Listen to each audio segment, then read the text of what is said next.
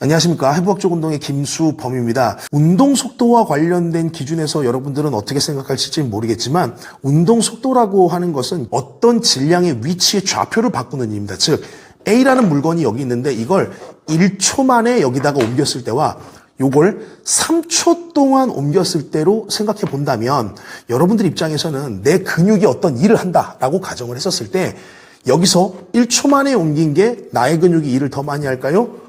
여기서 3초 또는 5초 이상의 시간을 가져가는 게 나의 근육이 일을 더 많이 할까요?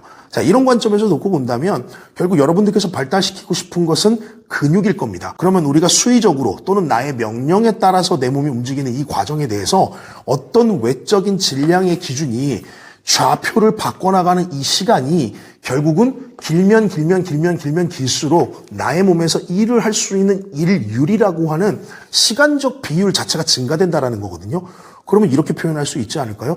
근육이 발달을 하는 데 있어서 시간의 기준을 충분하게 확보하지 않으면 근육보다는 다른 녀석들의 활동 범위가 더 증가될 수 있다라는 개념으로도 설명을 해볼 수가 있습니다. 실제 구조가 그러하고요. 그래서 운동을 처음 진행하는 초심자분들은 운동 속도에 대한 기준들을 정확하게 알고 가는 게 중요하고요.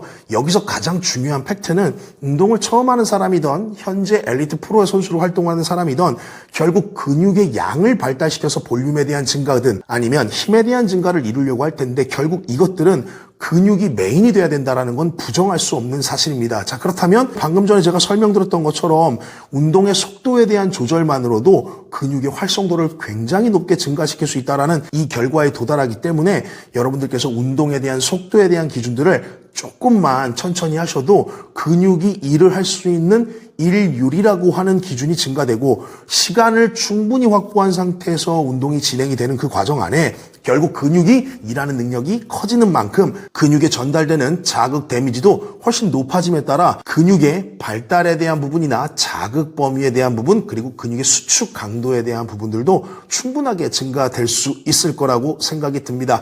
운동 속도 1차적인 관점에서는 빠르게 하시면 안 됩니다.